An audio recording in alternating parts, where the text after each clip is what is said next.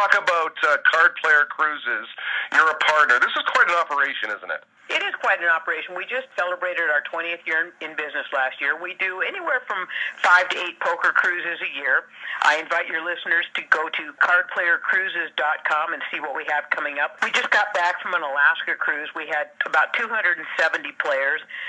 We had, we're always in the conference room, wherever that may be. Sometimes on our surveys, people would say, well, you should put windows in our poker room. But we have to take whatever room they have for us on the ship. The ship's already been built. But on the Alaska cruise, we happened to have a conference room that was up on one of the top decks that had floor-to-ceiling windows. And we experienced the best weather Alaska had seen in 55 years. Unbelievable. We had 12 poker tables going all the time till the late hours of the morning. We could use 15 tables if we'd had more room. And it was amazing with all this beautiful scenery, God's country passing us by. Poker and cruising is just a match made in heaven.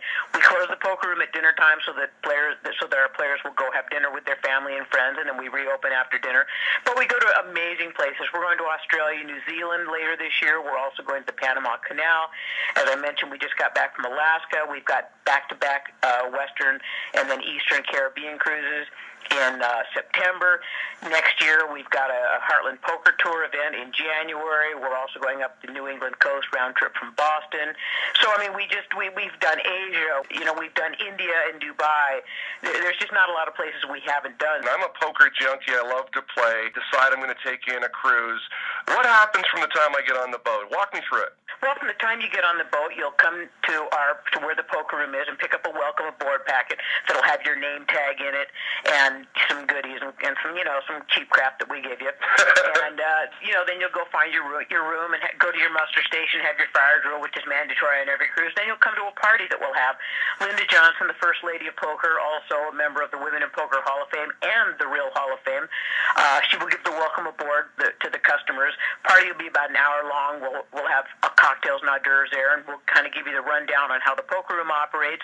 Basically, we're a total non-abusive, non-threatening, non-smoking, amazingly run, great dealer poker room with a plethora of different games. We'll go to dinner after the party. The card room will open right after the party, and we will play poker when we are at sea. And when we're in port, we close. We close at first seating dinner. We close, overnight. Usually we close anywhere from, 2 to 3 in the morning when the games start breaking down. We open at 9. We have at least two tournaments on every sea day, one tournament on the other days.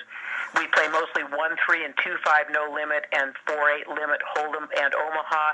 And then we'll always have one bigger game, usually 10-20 or 15-30 Omaha. But we'll play anything that the players want to play. We'll start a list. We just know historically that that's pretty much what our clientele wants. This Alaska cruise we just returned from probably was about 65% repeat customers. We have a huge repeat customer base, as you can imagine.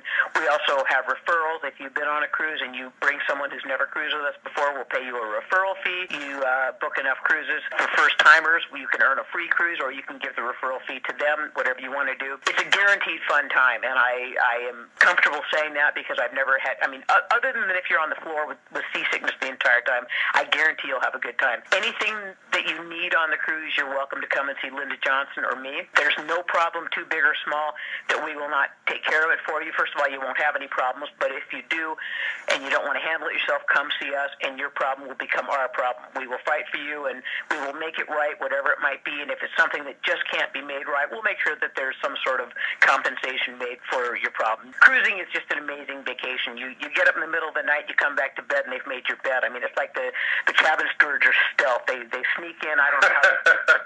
It's just incredible. They clean your room 3 times a day. You can eat 11 times a day. Broadway-type shows on the cruise ships. There's swimming pools. There's running tracks. Some of them have zip lines and where you can surfboard ride, flow riders, I believe they're called. There's movie theaters. There's plenty for everybody. Linda and I generally will take the cruise a week early just to get everything set up. And so people say, well, what do you do on a cruise where there's no poker? Oh, my God, we go to trivia every day. We go to Name That Tune. We go to all the shows. We go to all the fine dining. We're not bored at all. We have a wonderful time, and it's wonderful because then when the poker cruise happens, we don't feel like we're missing out on anything by not going to the stuff that week because we already got to do it. The website is cardplayercruises.com.